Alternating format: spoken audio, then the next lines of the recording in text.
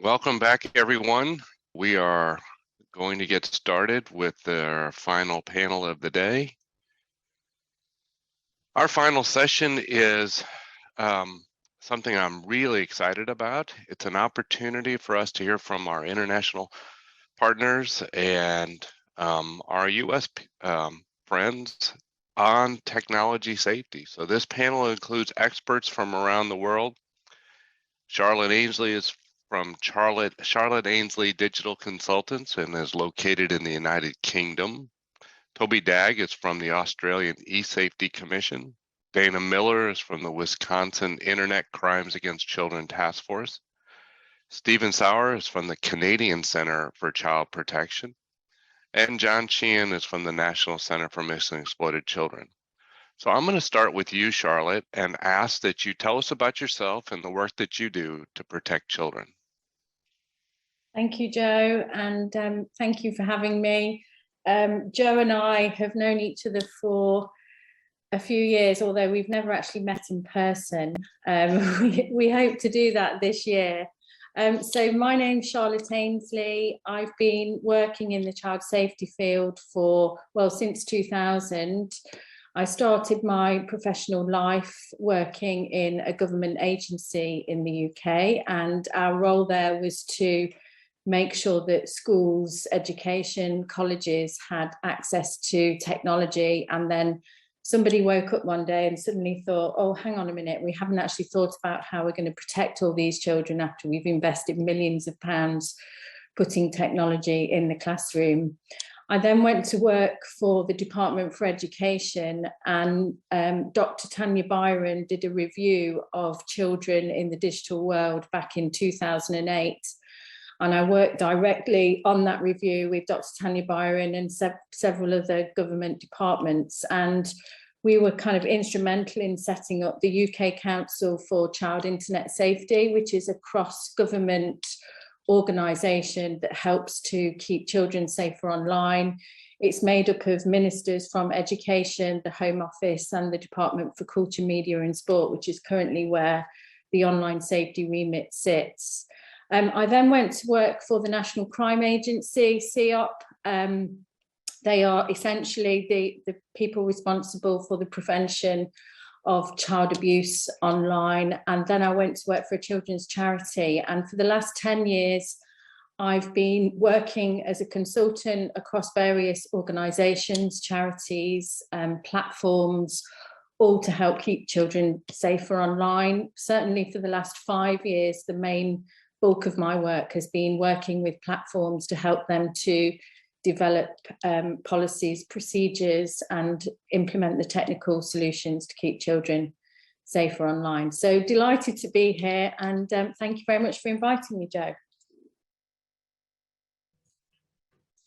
I follow, I think, and Charlotte, that's quite an intimidating CV to follow. So I'll do my best to keep people interested. My name's Toby Dagg. I represent the E-Safety Commissioner. And so the E-Safety Commissioner is an Australian regulatory agency. We're the online safety regulator for Australia. And I've been working in this area now for about 10 years. I started my career in law enforcement. I was a detective with the New South Wales Police Force, and then I moved into a child protection role, which involved setting up out-of-home care for young people who are at risk of being refused bail for criminal offences simply because they couldn't enter into an accommodation agreement. And that was part of a package of child safety reforms called Keep Them Safe package, and it really sharpened my appetite for and interest in child protection. And when a role came up with the Australian Communications and Media Authority to join a team which was responsible for investigating child sexual abuse material online and working with the InHope network to have that material removed rapidly, I jumped at the chance, and I've been doing this work, like I said, for about 10 years. I moved over into the Safety Commissioner when it was first formed in July 2015 and began managing the team that was responsible for dealing with online content issues. And so there's a broad spectrum of matters that team dealt with and continues to deal with to this day, not just child sexual abuse material, but pro-terror content as well. We played a major role in Australia's response to the Christchurch attacks and the legislative reform that followed that. And about 3 years ago, I took over management of the branch that eSafety now has in place to manage investigations across the full spectrum of harms that we deal with. And so they, under new legislation, which commenced this year, they include child cyberbullying investigations, investigations into adult cyber abuse, which involves the investigation of material that's intended to cause a seriously harmful effect on an Australian adult, child sexual abuse material, and image-based abuse materials. That's the non-consensual sharing of intimate images. We have about 43 people in the branch, all working across those schemes, and we continue to play a really active role in InHope, where I sit on the board as Vice President. And it's great to see some old friends on the call as well, Stephen and John.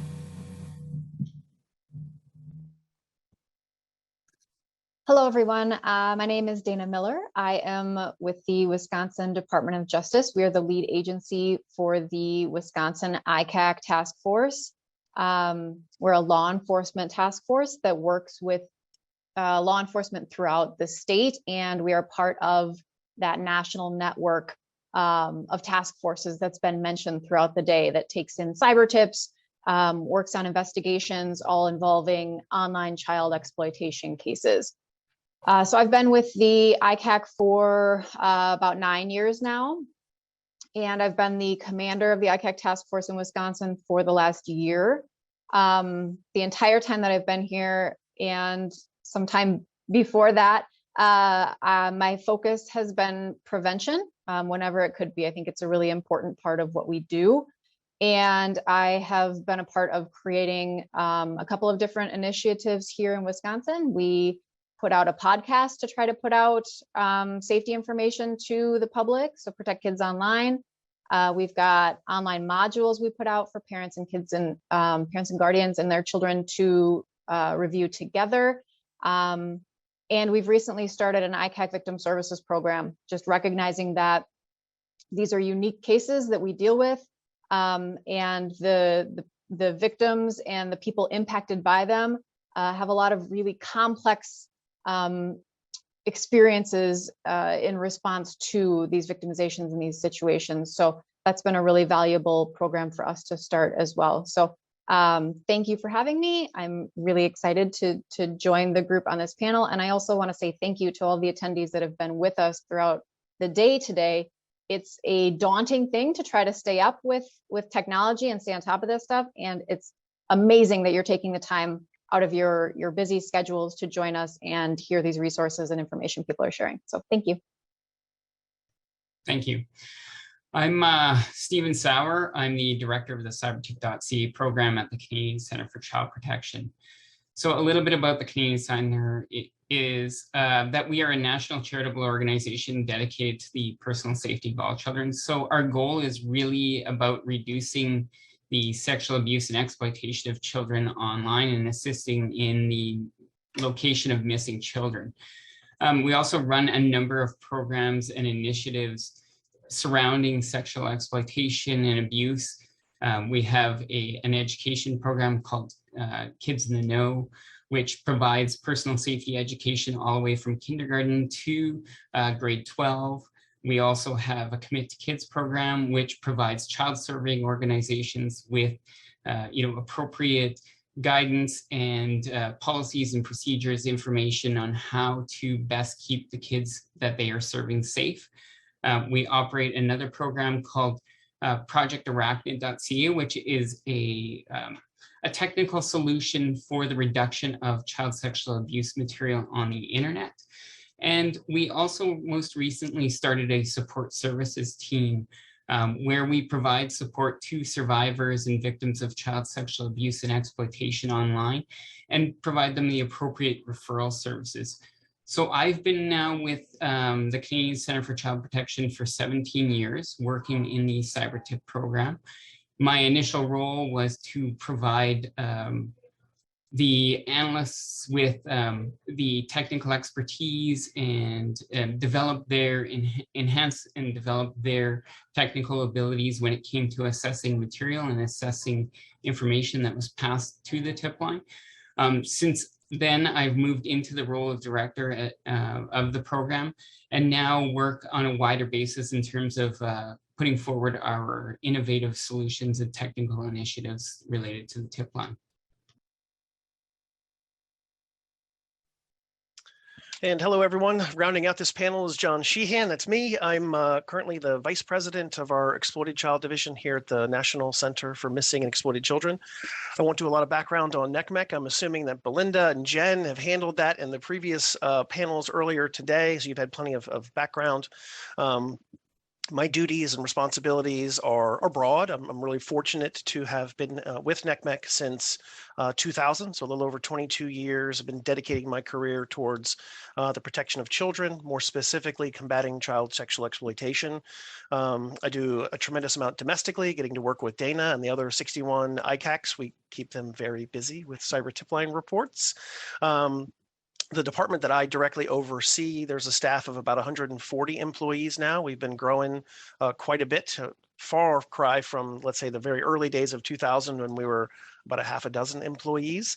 And a lot of that is just responding to the sheer volume of reports coming into our cyber tip line on a daily basis. Last month we averaged around 83,000 reports a day into the tip line, almost 30,000 or 30 million reports last year alone. So we have a team of analysts here at NCMEC that I oversee that deal with cyber tip line reports, not just state, local, and federal law enforcement, but also 140 countries and territories around the world that are receiving that information. We're also overseeing our child victim identification program. So working with law enforcement, we are pouring through those images and videos in an effort to help identify the children depicted in the sexual abusive imagery, and keeping track of which ones who have been identified, working with those victims and survivors who are seeking restitution. So a lot of different areas. I'm blessed to be able to testify when needed on state, federal, and even occasionally with Congress, and like Toby, doing quite a bit in the InHope network as well internationally. So really see this as an opportunity for us to share some best practices, some insights that we're seeing from a global standpoint. So Joe, I'll turn it back to you. We can kind of keep this thing moving. Thank you, John. And aren't we all lucky to have this panel of amazing experts, and then to add to that two really fun accents coming from two different parts of the world.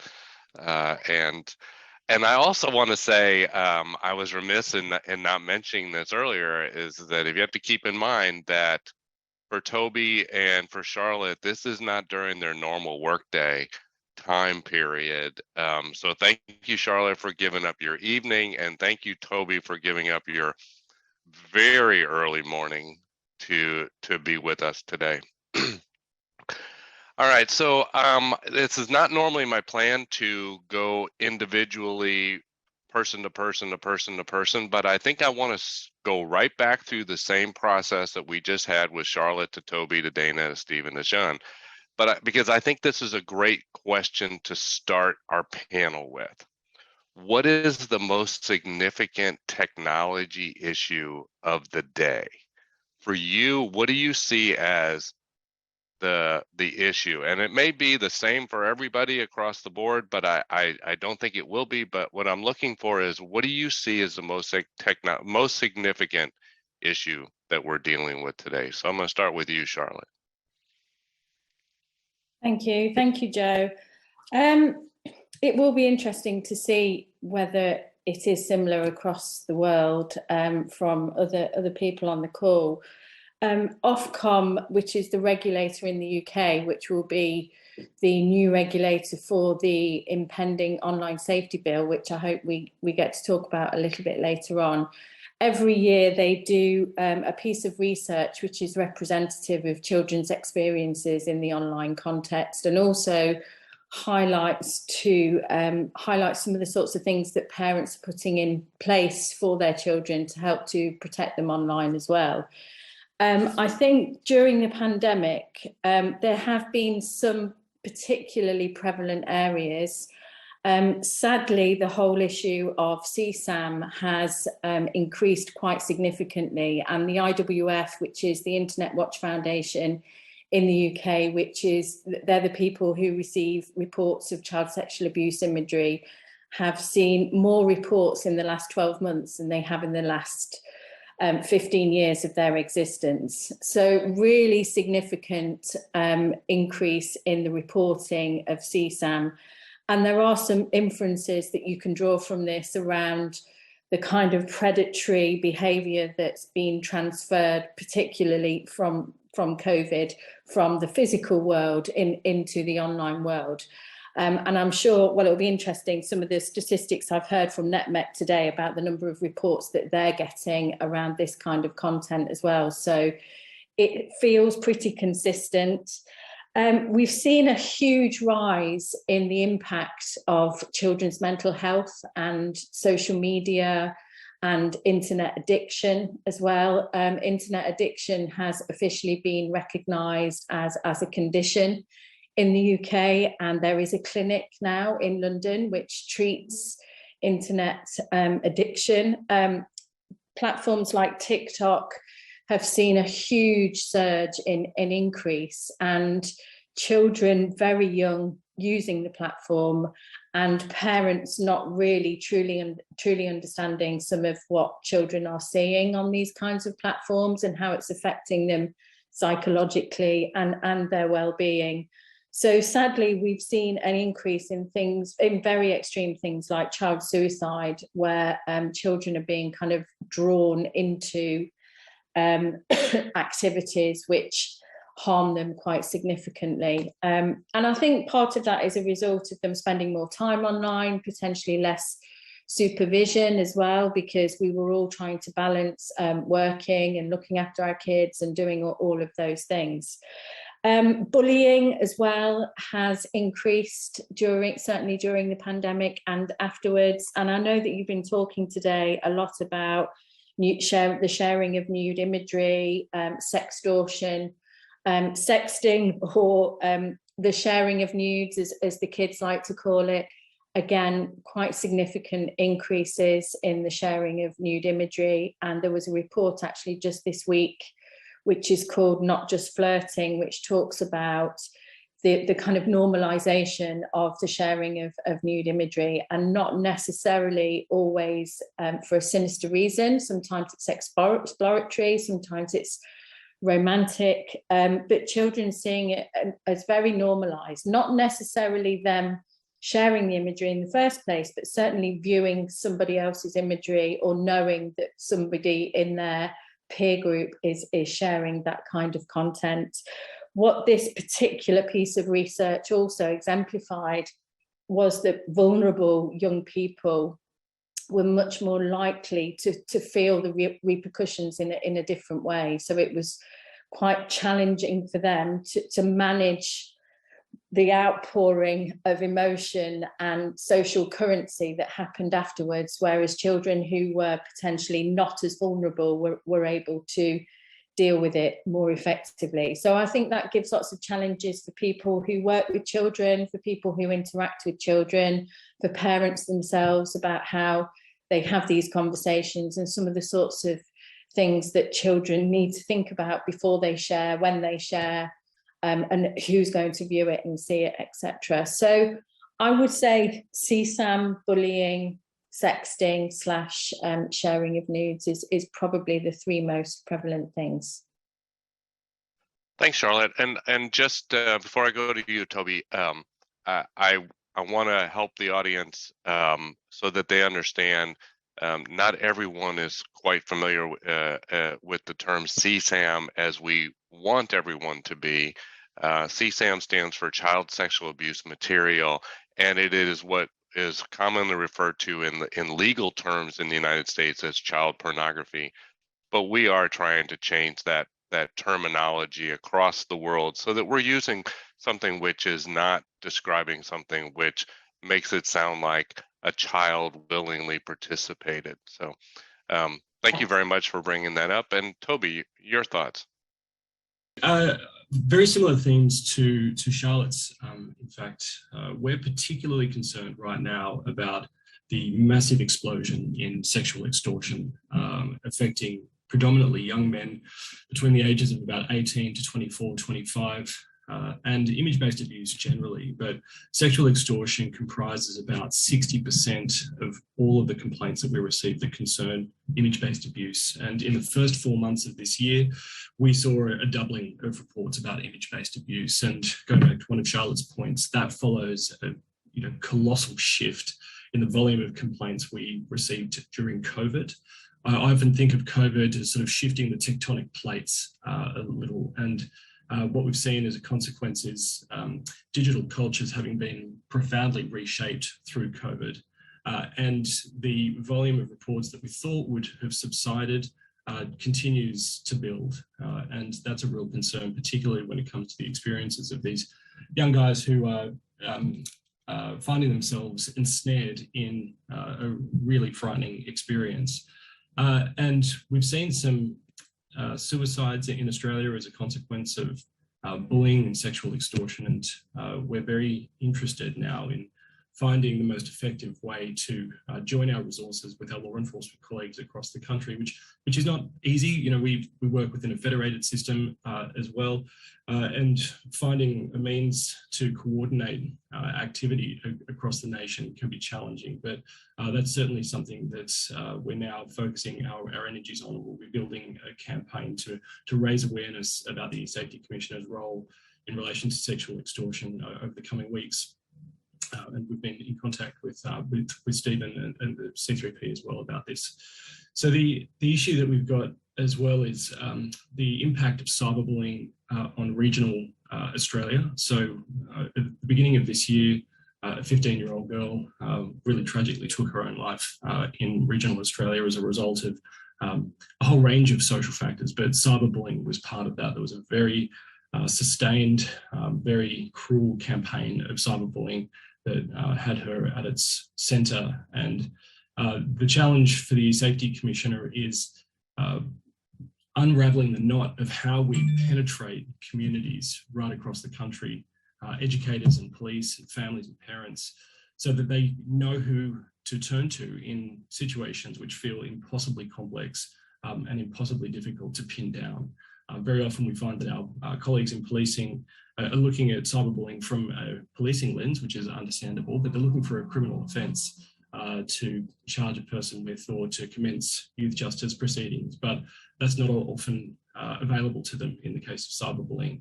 So often the responsibility is turned back to the school, and the schools in some cases turn the responsibility back to parents. So we really want to flip that and continue to work with our resources to create that awareness and understanding. But that is a really tough job. It's tough for all of us, but particularly in regional and rural Australia, where often the community revolves around a single school, cyberbullying incidents can gather pace incredibly quickly and like a wildfire, suddenly run out of control. And the blast radius is really significant. And we've actually seen spades of suicides in some of our regional areas as a consequence of a range of TikTok challenges and those kinds of cyberbullying incidents that go to the self-esteem of particularly girls between the ages of about 13 and 15. So there's a lot of work to do. But in terms of the acute issues that we're dealing with, I think it's extortion, the link between cyberbullying and self-harm and suicide, which we're really careful, by the way, not to draw a direct line between suicide and cyberbullying. We know that it's a complex phenomenon that has its origin in a whole range of factors, but we do see cyberbullying as a contributing factor to some of these really tragic episodes that have happened in the last 12 to 18 months.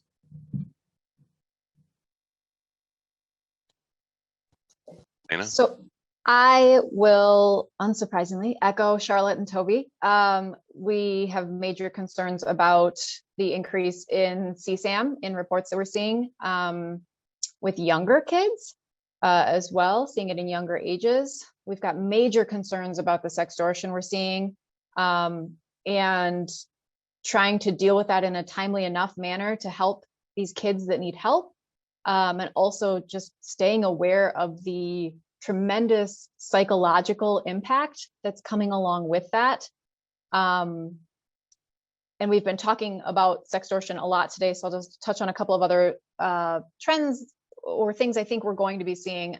So to continue with the psychological piece of it, I've been reading and looking a lot at the Metaverse and some virtual worlds. And I think that that's something that we really need to have some conversations about when we're talking about this psychological impact.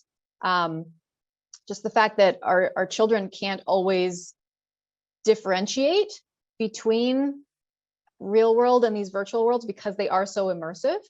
And I've read some things that have said young children a week after a virtual experience thought it was a real memory. So if they did a roller coaster or something like that, they thought it was a real memory of something that they actually did in real life. And so I think that that's very telling, that we need to really be looking at this and considering that part of safety, as well as some of those safeguards for them in terms of abuse and some of the things that they might experience on there. And then, because we can't always, just pick one or two, I'll pick three as well. The other thing that's kind of come on my radar recently that's been interesting to me is gambling.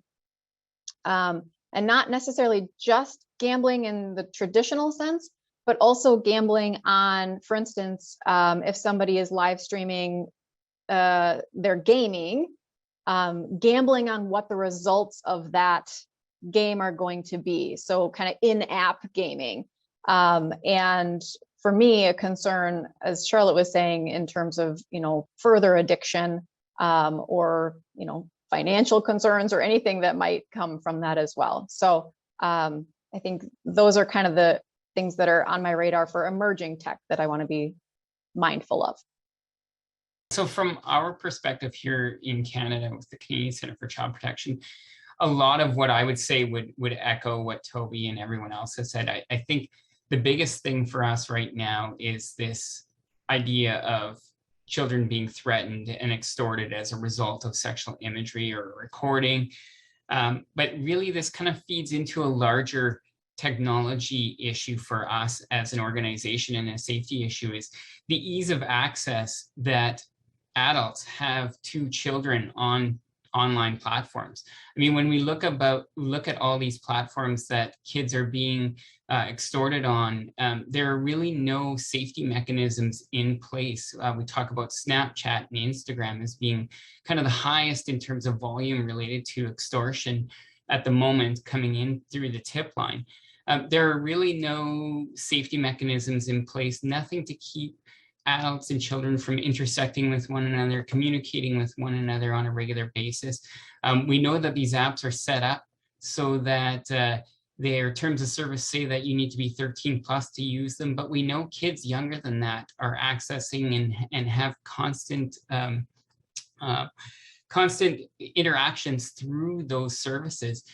There are also a plethora of other services out there that aren't the mainstream social media that allow kids to gain access to a wide variety of things. We have these talk with stranger apps like Omegle, which allows an individual to randomly connect with another individual for a video chat. And we've seen a lot of children who've been recorded, engaging in sexual acts, exposing themselves on these platforms, and then those are shared amongst the offending community afterwards. So we know that this ease of access is really something that needs to be solved. There needs to be some safety mechanisms put in place and some safety by design. And then also, I think from the other perspective is looking at the issue from an online sexual violence piece. So talking to your youth, talking to children about the fact that someone's sending a random image to you, a sexual image, cyber flashing you, this is not the norm. This is an act of sexual violence online, and it's a way to break barriers and boundaries for your children.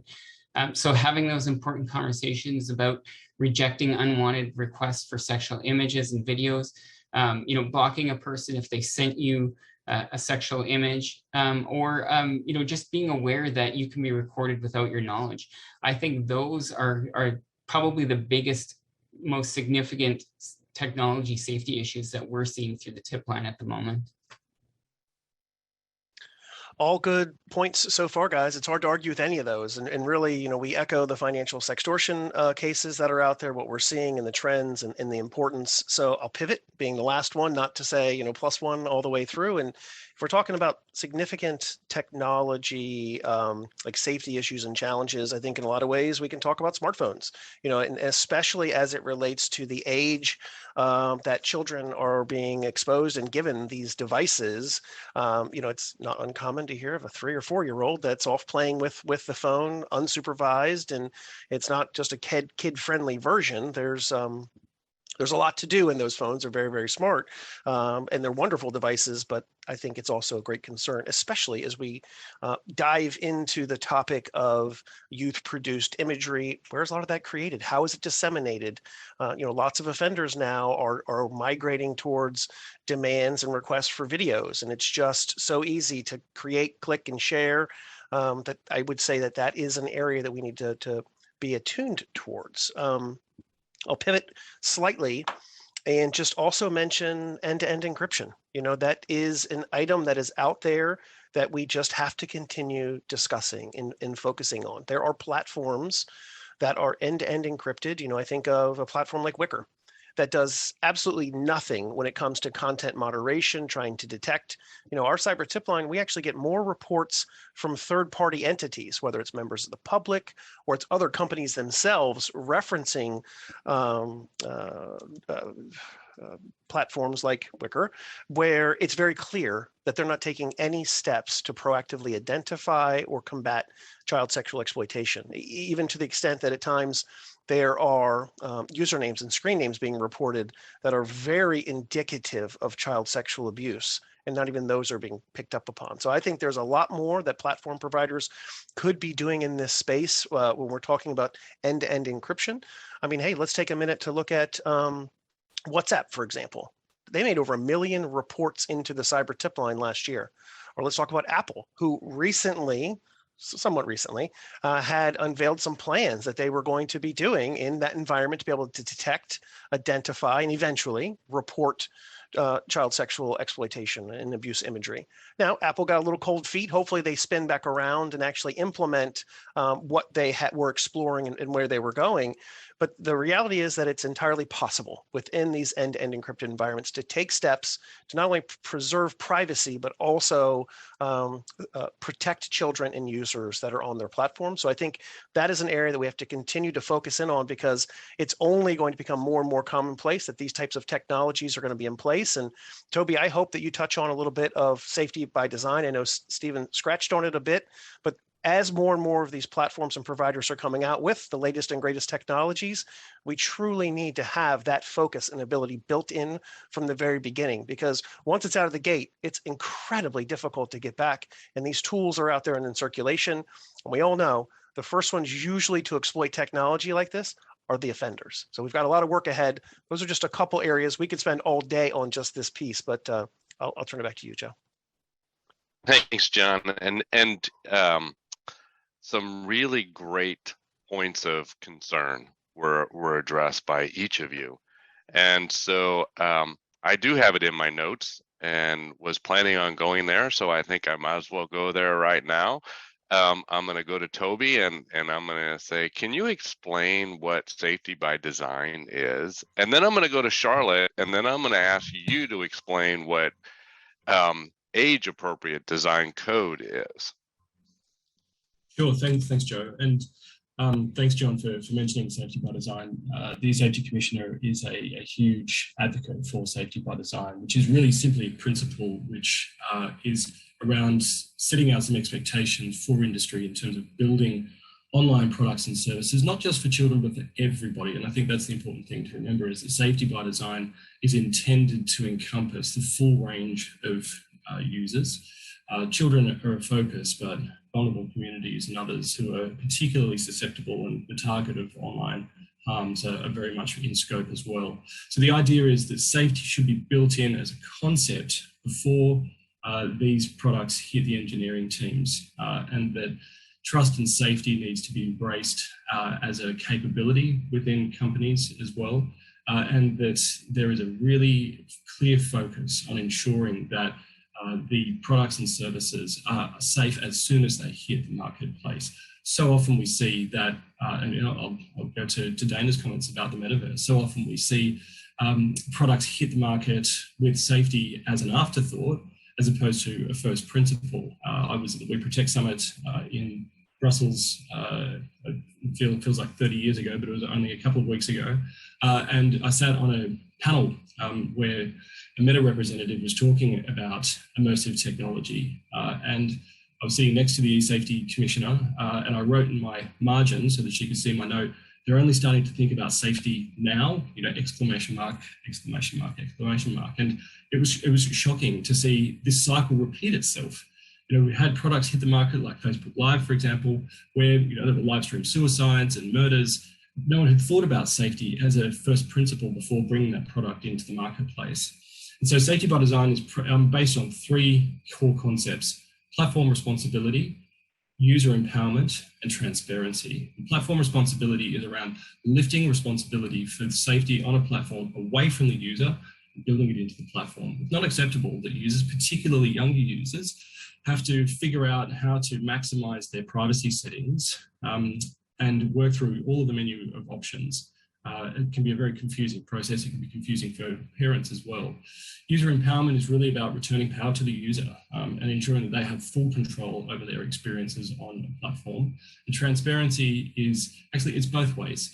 Transparency from industry about harms as they arise in their platforms, and also a degree of transparency from governments as well about how they're managing the use of their powers.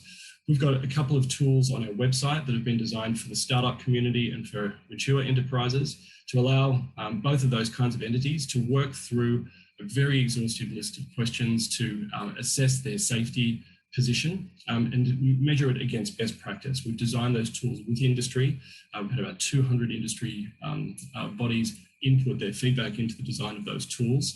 And at the esafety.gov.au website, esafety.gov.au website, shameless plug, you've also got a whole lot of information about safety by design, the framework, the application of that framework. And you'll continue to see this work build through the e-safety commissioner, particularly as we start to grapple with safety by design as it relates to immersive tech. Toby, can I ask you, what is the feedback that you're getting from parents and educators about your safety by design?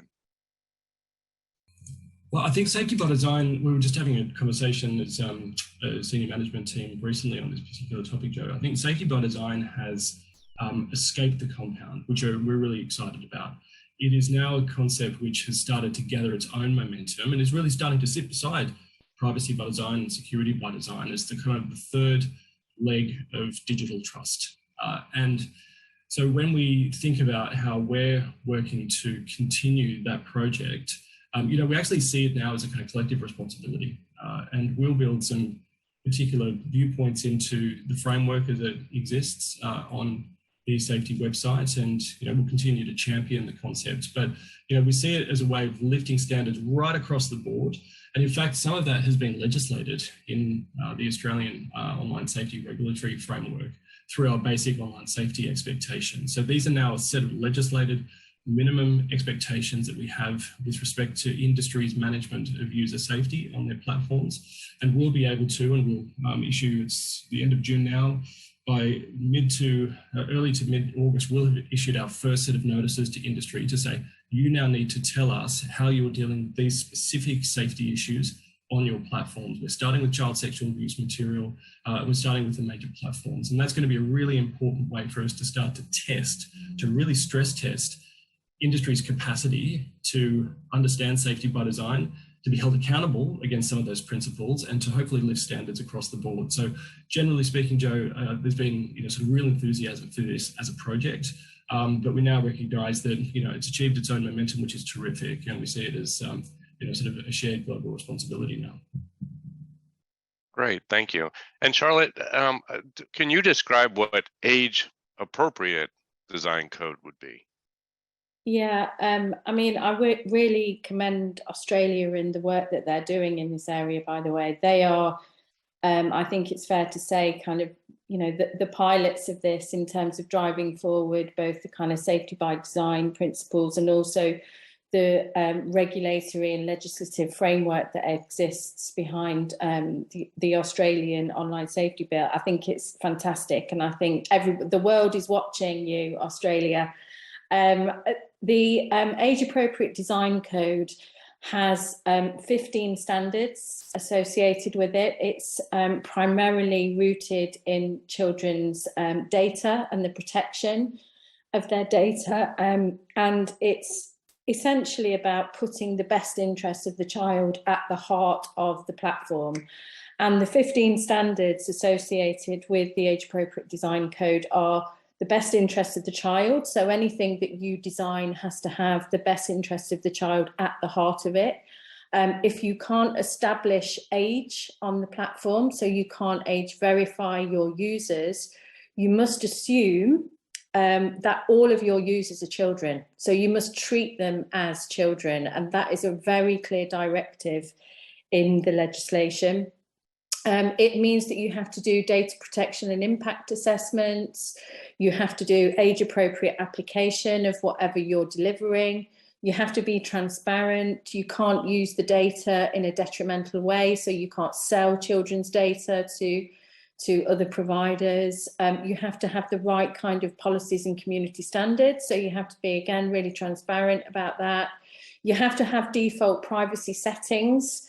So you have to actively encourage users to switch things on rather than switch them off. They have to be off by default. There's things like nudge techniques as well. So making sure that children aren't directed towards spending huge amounts of money, or more importantly, probably looking at age inappropriate content, making sure that there are parental controls on the platform as well. So it's been in place now for nearly 2 years. It came into place in September 2020, and the platforms were given a kind of year's grace to get their act together. It's regulated by the Information Commissioner in the UK, and similar to Australia, they are just poised to start asking really difficult questions. And the principle is that you must risk assess all of this, and you must provide your data impact assessment to the regulator to say, here's what we're doing to help to protect children's data on the platform. Now, we are talking about data, but obviously it really does dovetail into online safety, because once you start to introduce age assurance, age verification, and you're directing children towards certain types of content, there are interdependencies between the protection of data and keeping them safer online from things like child sexual abuse imagery, bullying, all of those sorts of things. And I think lots of organisations are sort of starting to realise that if they implement some of these things, it helps to mitigate other risks, because there is this strong relationship. So it's interesting work. I should say before I finish that in the US, they have just adopted the California Age Appropriate Design Code, which is essentially the same. It's gone through the Senate, it's going through the process in the US to be approved and rubber stamped. And we have a very influential person in the UK who's been out to the US to talk about the implementation and the development of the code. So it is happening in California. So whether that will, kind of reverberate across the rest of the US will be interesting to see. Well, I think what my goal, and you both were very descriptive of these two issues. My goal is to explain to parents of the concerns that even those who are very knowledgeable of technology know that there's this industry requirement to take some steps to manage their playground. And I remember 20 years ago, John Sheehan's CEO, Michelle Delon, was long before she was the CEO. She spoke about the technology industry, and she said they've created the playground, and now it's their job to put up the fence around that playground to protect those who are on the playground. And so it sounds to me like both UK and Australia are taking some steps with that. I want to transition just a little bit. I'm going to go to Dana and ask you, and I know that you and I have had this conversation many times. I want to talk about the really risky apps that are out there, and as some people call them, the bad apps. But could you talk about the idea of risky apps and the perspective that you bring to that? You bet. Thanks, Joe, for bringing this up. This is a very common question that we get, and believe me when I say I understand why. We all in the field of technology safety will definitely have apps that we kind of classify as the risky ones, but what's more important is that we share with everybody the importance of focusing on the behaviors on these apps and talking about safe behaviors and risky behaviors on these apps versus risky apps themselves. And the reason that that is such an important message is because apps come and go. There are, I believe, I don't know, 2 million, billion, whatever. It's a very large number of apps on the App Store at any time. And for me to choose a couple and say that they are the risky ones means that I'm not giving information on the other many apps that risky activity could be taking place on. What I would much rather have a conversation with parents and guardians about is, what are the risky behaviors? What are the risky features, right? Let's talk about live streaming. Let's talk about phones behind closed doors and phones in bathrooms. Let's talk about anonymous apps and how very quickly those can become places for bullying or things like that. Let's talk about, is it okay to share images of yourselves if your face is cropped out, which is a really popular statement by a lot of youth. I want to talk about those behaviors and the risks behind them, and that then can carry across all apps, all platforms, as far as safe behavior and risky behavior versus specific apps that might come and go, and we might miss something that's really important then. We're still on the same page there, Dana. We're still on the same page.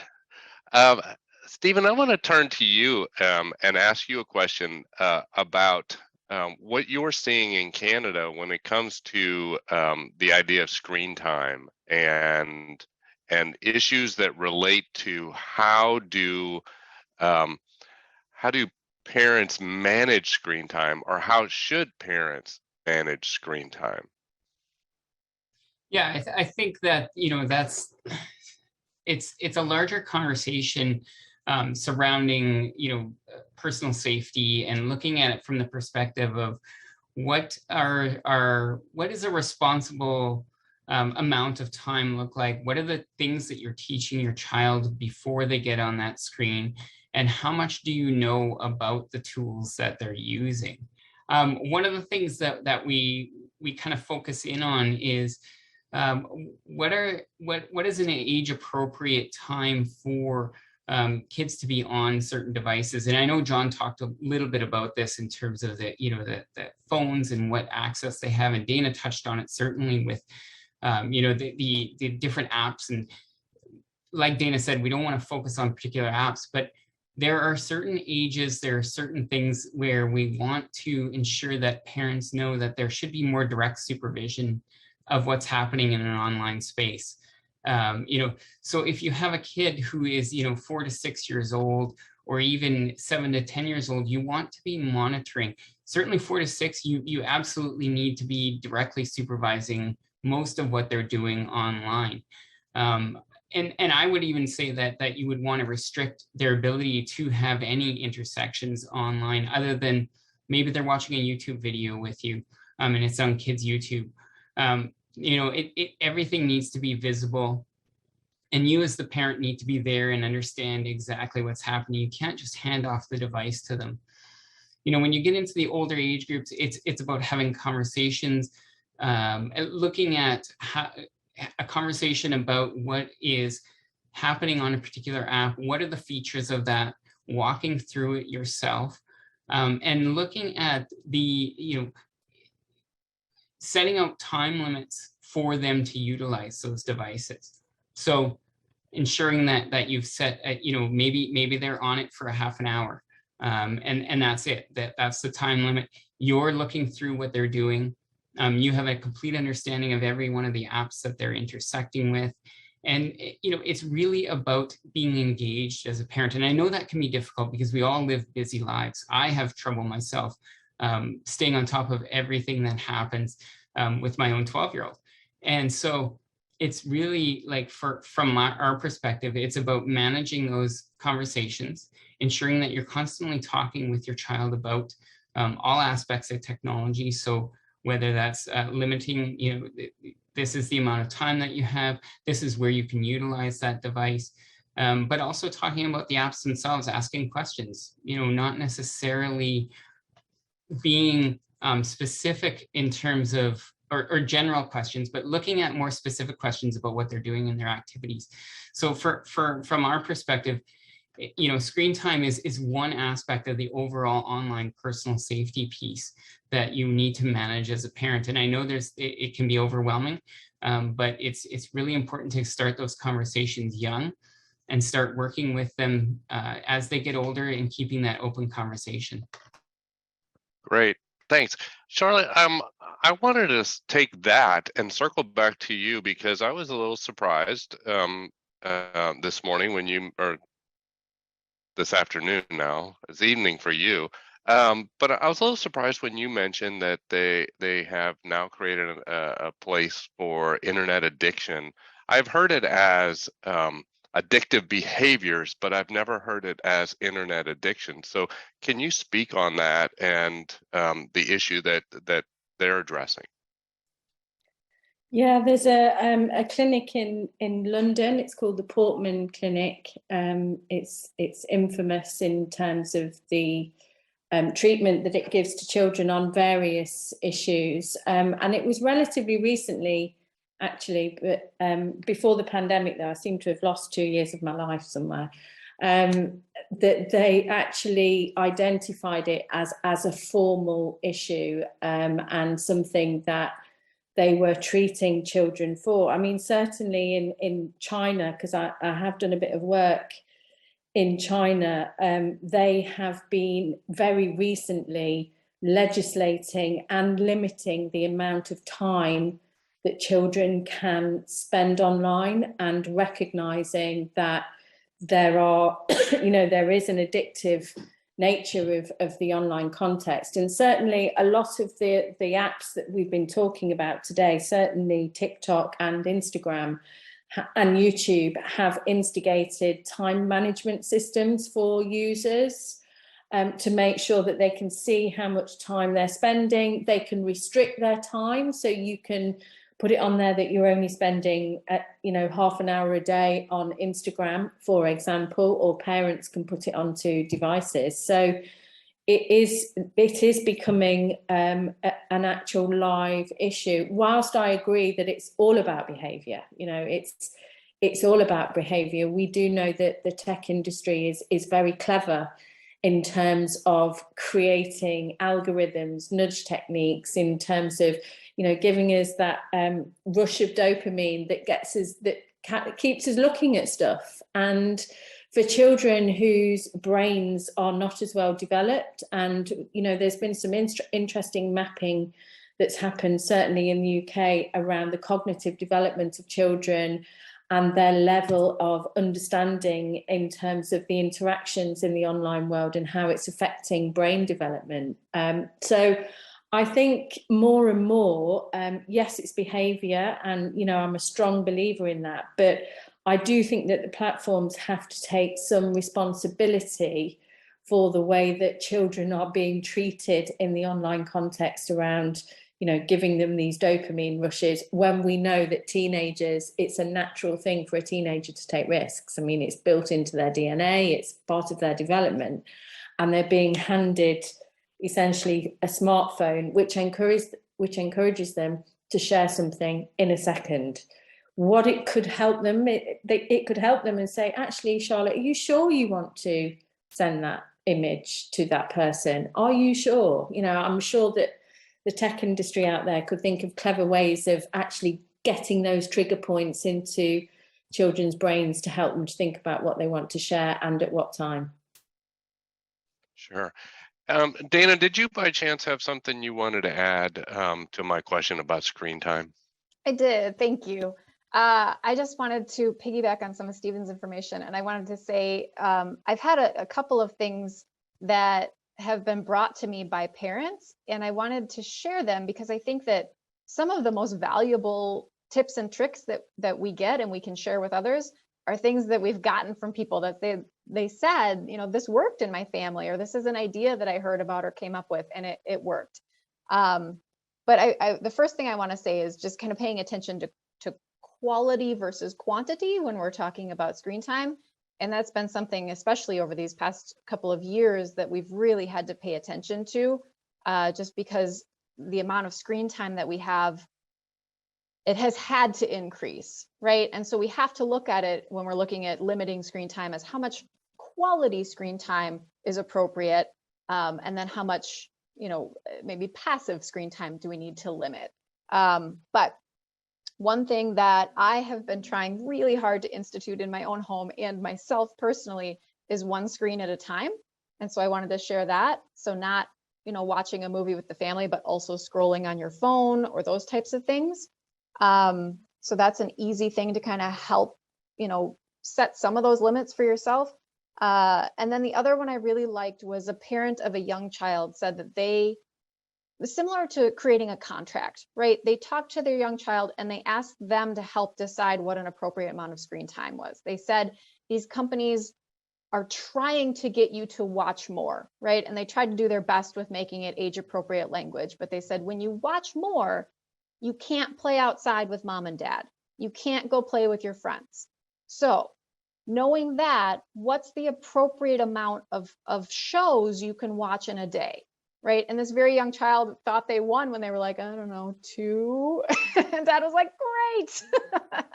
And then they had conversations as the age progressed, and maybe they traded off and said, well, I won't watch any on Saturday. I'd like to watch an extra show tonight. And it worked really well for their family. So if you find age appropriate ways to kind of introduce that at those young ages, it can grow with them like a lot of these conversations do. So thanks for coming back to me. Well, I'm glad that I did. It was a great comment. John, I wanted to turn to you and ask you, because you're so connected with the tech industry, what are the reporting mechanisms that are built into apps and devices so that parents and kids, as the user, know where to report, how to report? Yeah, it's a great question, Joe. And to be honest, a number of providers could put more time and attention into making it easier for youth and adults, for that matter, to make them aware of activity that's happening on the platform. Far too often, it takes many steps to trigger that something's going wrong and to alert them. You know, there are thousands of companies that have access to report into the cyber tip line once they're made aware. And, you know, with the federal law, companies in the US, they're not required to proactively look for it. So there are some that are very reliant on user reporting to them when things are going awry. And, you know, I know Canada did some research into this, the CP3 group. Stephen, you guys did some amazing research pointing out just how difficult it is on some of these different providers. So Stephen, I'm sure you want to chime in a little bit on this as well. But the short answer, Joe, is that it is far too difficult on many of the platforms. And there are really rich reports that do come from users, even in the end-to-end encrypted environments. When people are triggering those, it gives insights to the companies to take action, which ends out feeding reports. Because it's essential, because we talked earlier about riskiest apps. You know, we could go down that route of given the top 10, top 20. Dana, I think you handled that really well with the answer, because the reality is a vast majority of these solicitations that are occurring to minors happen on some of the safest platforms, an initial connection, and very, very quickly offenders are saying, oh, let's go over to X platform where it's usually encrypted, where there's video. It amps up. It doesn't happen on that initial interaction. It's other places where some of these things take place, which also goes into the user reporting, making it very, very easy when they switch over and they're on these other platforms, always being able to trigger that notification to the provider so they can dig in and where appropriate, making reports to the cyber tip line and other national reporting mechanisms. But Stephen, maybe you want to chime in a little bit on some of that research that you guys did and share that with the audience. Yeah, sure. So back in, it's a little bit old now, but back in 2020, we issued a research report on some of the major platforms that we were intersecting with here at the Canadian Centre. Things like Twitter, Facebook, Microsoft, TikTok. And what we did was we looked at what was the mechanisms for individuals utilizing that service to report when they came across sexually exploitative material or child sexual abuse material. What was made available to the user and how easy it was. And you'd be surprised that there were a number of platforms out there that either required a specific username and password in order to log in, even though you didn't need to have that to view the material. There were different platforms that have buried reporting mechanisms where you had to go through 5 or 6 different links to find the report form to make that report.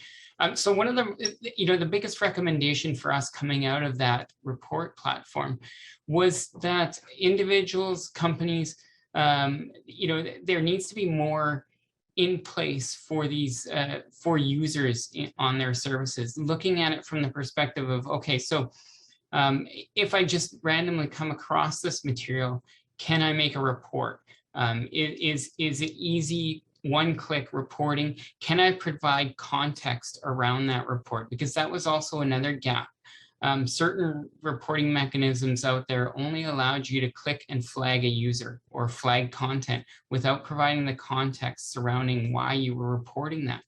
And context is really important in our space. I mean, if you're reporting a user and you're giving it a category of, child sexual abuse material, and the company gets that report, they take a look at that and they don't see the sexual exploitation or the abuse material at face value, it's often written off. And so we want them to provide robust reporting mechanisms. One of the other things I do want to touch on is that we just issued a report in the last 3 or 4 months on app stores and app ratings.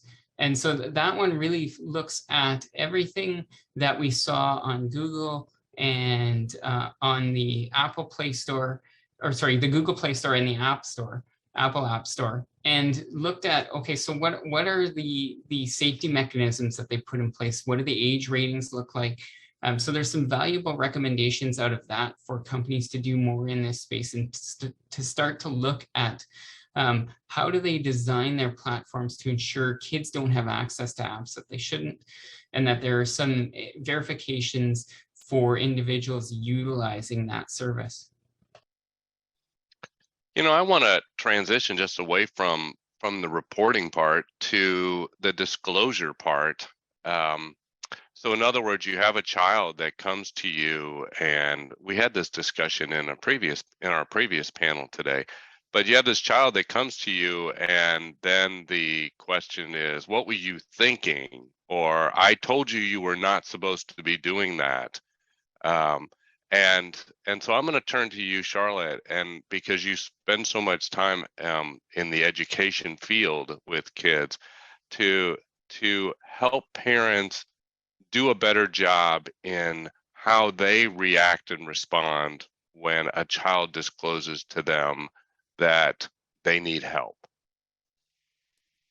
I think it's really important that you have conversations and create this environment. And I know your hashtag and strapline for this, Joe, is to start the conversation. And I know that one of the the questions that we were going to talk about is when should you have these conversations? And the answer to that is as early as possible and in an age appropriate way. You know, you're not going to talk to a very young child about, for example, adult content, not necessarily, unless, unfortunately they've stumbled across it. But having these conversations and creating an environment where a child can disclose to you when something goes wrong is really important. We did some research, it was a few years ago now, with a group of 17-year-olds,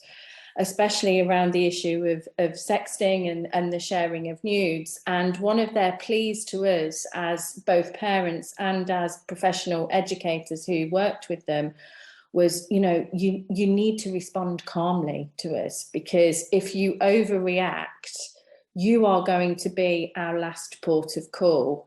And that is the reality of being a parent as well. If your child thinks that you're going to overreact and you're going to take that device from them immediately, then they're not going to tell you. And I think one of the hardest things to do as a parent is to kind of almost put your own emotions aside for 1 minute and be there calm. I like the phrase of kind of being the calm in that storm when they are disclosing something to you. I mean, we talk about things like obviously listening to them and talking to them about how it happened, making sure that they understand and recognise that it's not their fault, especially depending on what exactly has happened to them. That's really important.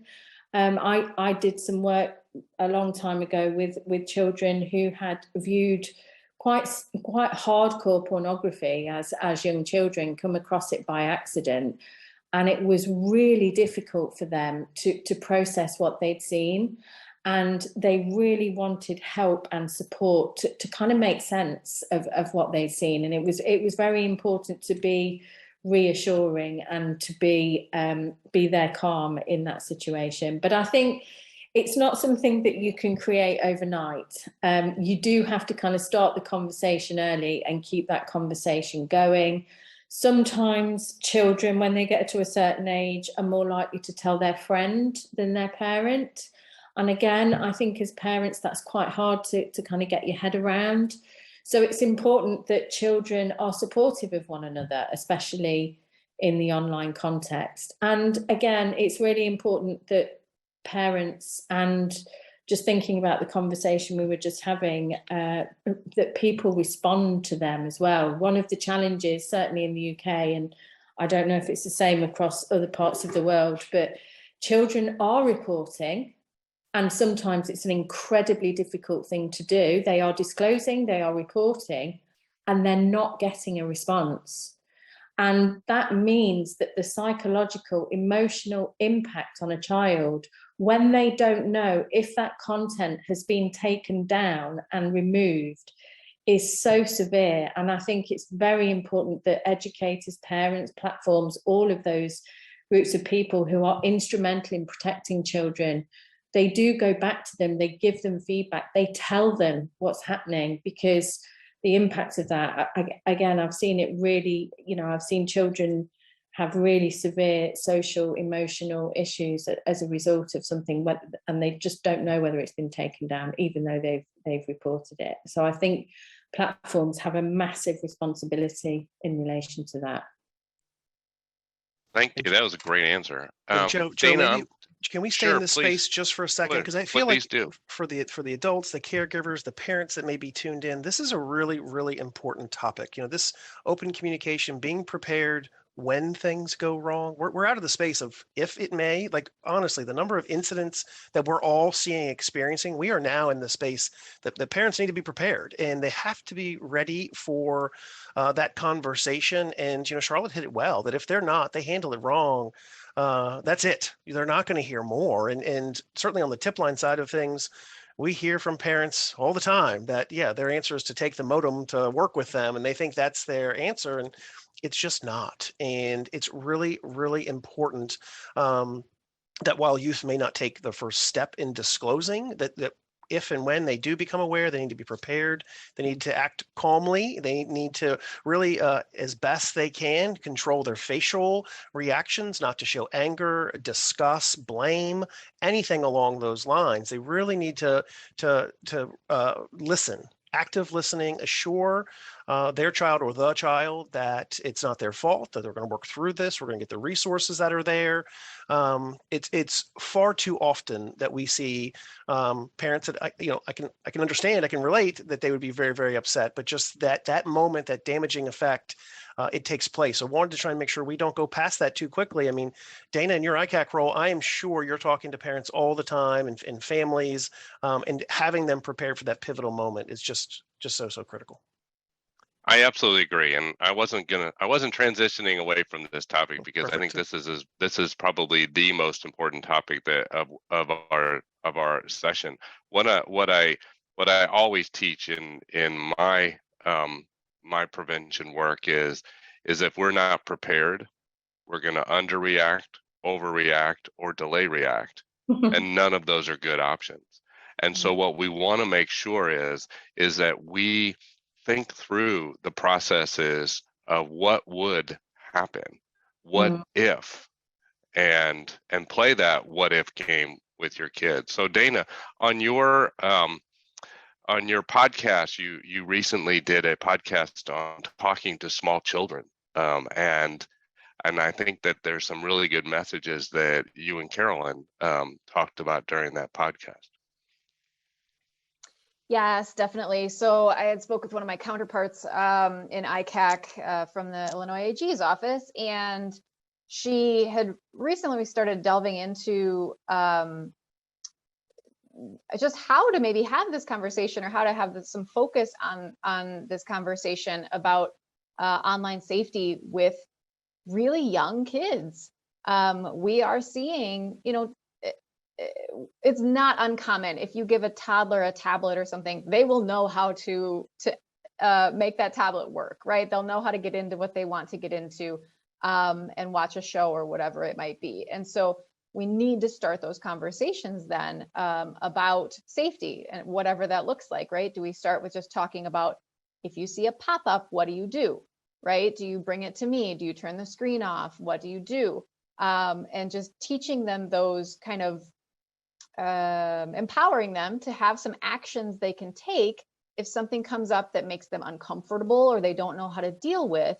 And then again, that conversation and those actions can grow as they age, right? And at some point, then we start talking about, like, how do you report on the platform? Are you also going to tell me about it? What are we going to agree to as kind of the house rules for, this online safety usage? I had another thought I wanted to share as far as the toddlers, and I lost it.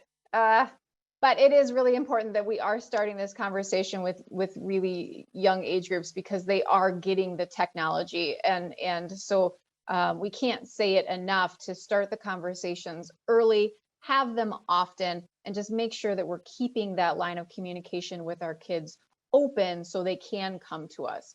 And I would also say, just as a side note on that, echoing both Charlotte and John, if they do come to you, do something, right?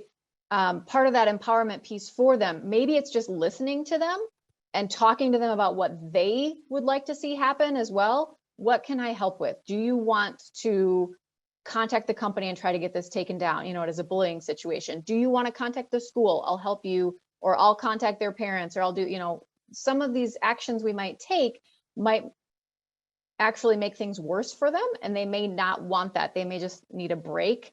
And maybe we can give them that break, or maybe they can use us and say, my mom says I can't be on here anymore for a while. And we can give them that out to get a break. So whatever you do something and show them that you're there to support them on that. Sure. And one of the things that has happened in my life was my oldest daughter was having some issues, and it was not an online issue, it was an in-person issue. But she was afraid to tell me because she thought that I was going to overreact and fix it for her and then make it worse for her later in person.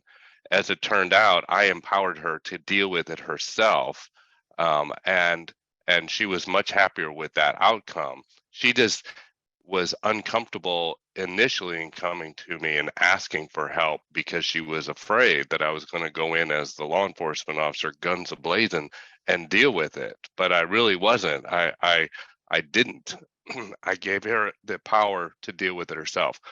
Charlotte, I know you have something to add, and Toby, you have something to add. So Charlotte first. Thank you, Joe. I just wanted to say something in defense of parents, really, that I think sometimes these conversations are really hard, and it's really hard to be cool and control your own emotions. If, for example, your child has shared a nude image of themselves and it's gone to multiple people and it might have gone viral.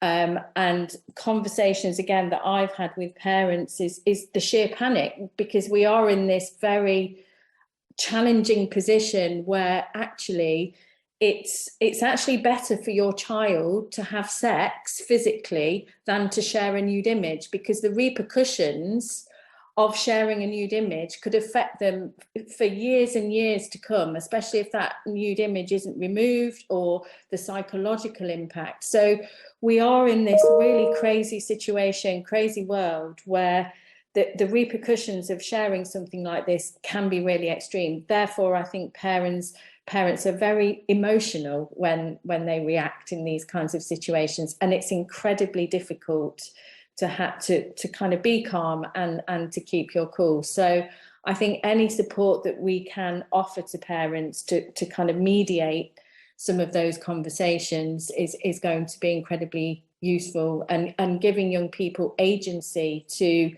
help them to remove imagery or to get the support they need is also going to be really important as well. Thanks, Charlotte. Toby? Thanks, Joe.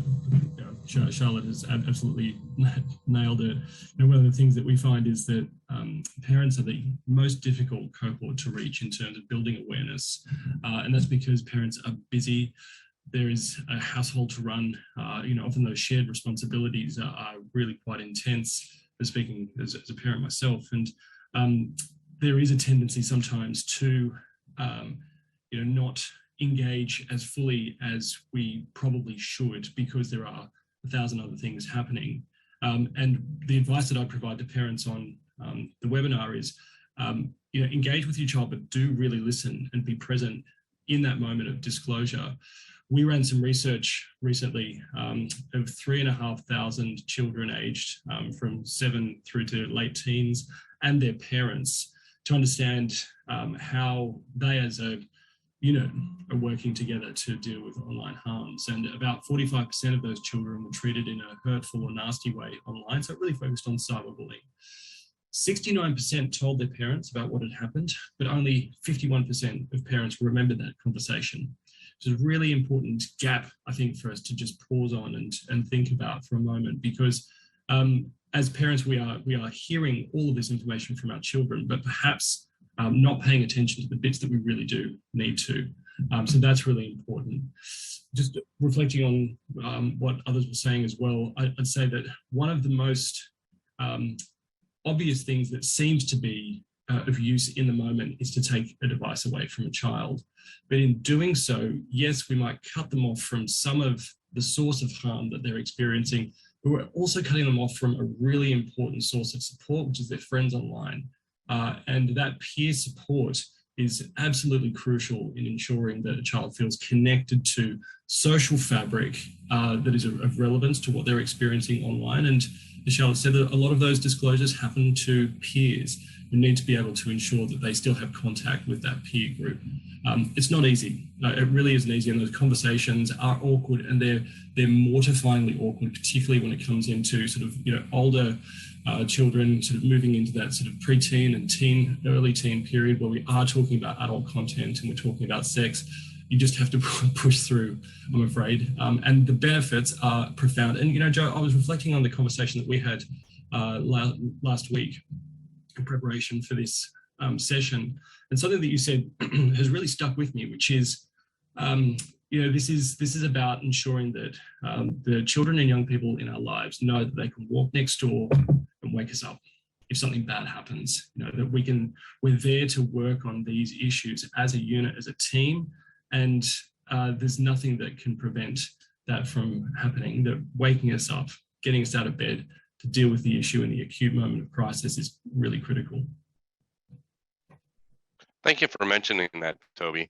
You know, I'm going to reference a 10-year-old study that Common Sense Media did, but I still think it's an important message for parents, is that they asked parents, how many of you have established rules and expectations for your children on their use of technology? And 94% of the parents in that survey said, I have rules and expectations that I've had a discussion with my child about. Then they asked their children, and only about 63% of those kids said that their parents had rules and expectations about their online use. I don't believe that either side is not telling the truth. What I believe is that the parents had that conversation, and the kids, being teens, forgot that conversation because they only had it once, or just a very limited amount of time. So the conversation is important, but the frequency of the conversation is even more important. I remember my daughter when she was 13 saying, Dad, no one's going to steal me off the internet. And I said, I know. And that's part of the reason why we're going to still have this conversation, is so that no one will steal you off the internet. And we had those repeated conversations. Sometimes it becomes ad nauseum to your child, but it is important to do that. Stephen, I have a question for you about about talking with kids. How do you deal with a child that is so immersed in technology? How do you limit their use in a way that doesn't, as Toby and I think Charlotte and Dana both have all said, remove it completely from their world? But how do you talk to this child and explain that this device has limits? Yeah, I think, you know, that is a difficult conversation, right? Because this is the fabric of their life, right? Everything that happens online also happens offline, and vice versa, right? They are completely connected all of the time. And there's really no line between the offline and online world anymore. So it's becoming hard to distinguish. I think there's a few things that you can do as a parent. One, obviously, is look at modeling behavior. You know, I know for myself, you know, I'm always on my device. So why wouldn't I expect my teen to always be on their device too? You know, that's one avenue. And then also look at maybe having set times, conversations with them about particular apps, looking at what are some of the things that you could be doing other than being online, and talk to them about what they're doing on those apps. Having that conversation where you're asking them questions about specific things, activities that they're engaged in, who they're having conversations with. It doesn't have to be like this direct sit-down conversation every time. But if you continually connect with them about it, you see that they're on the device at a certain time, walk up and just ask, oh, what are you doing on that device? You know, who are you talking to? Or there might be other avenues where you can actually talk about things like online sexual violence and some of the red flag behaviors. So there may be a media article that you've come across that you want to explore with them and talk about a particular app that's referenced in that media article or a particular situation, and ask them how they might react in that situation. What might they do? What sorts of steps might they take? And looking at it from that perspective of talking about, you know, these red flag behaviors or these things that can occur, and really walking through, okay, so this is a scenario. What are some of the things you would do? And here's what I would do. And talking about, you know, connecting with a safe adult, reporting that, stopping the communication, looking at what steps they can actually take to ensure their own safety. So I think it is difficult. These are difficult conversations, and we have had, I've talked to parents who have trouble I mean, the answer is not taking the device away, because that will never work. That's not going to be the solution, because they're going to seek it out in other ways. They're going to go to a friend's house. They're going to find ways of connecting.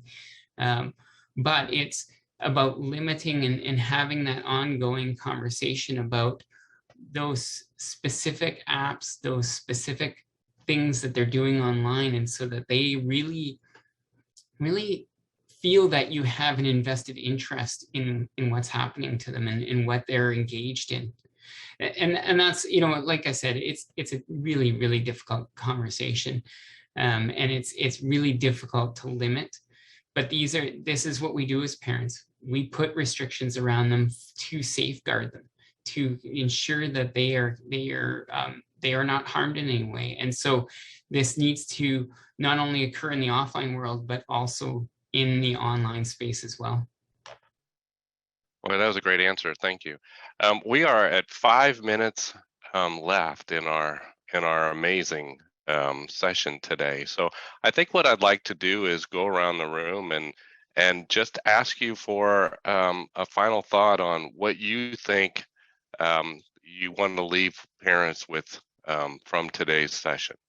John, I'll start with you since you're up in my top left corner. Hey, there we go. Backwards order. I like it. So, you know, overall for parents, guardians, caregivers, I think we've touched on a number of different topics, right? At the end of the day, there are far too many technologies out there that they would need to learn to adequately safeguard their children. So it always goes back to certainly those open lines of communications. I think we did a really good job at talking through that piece.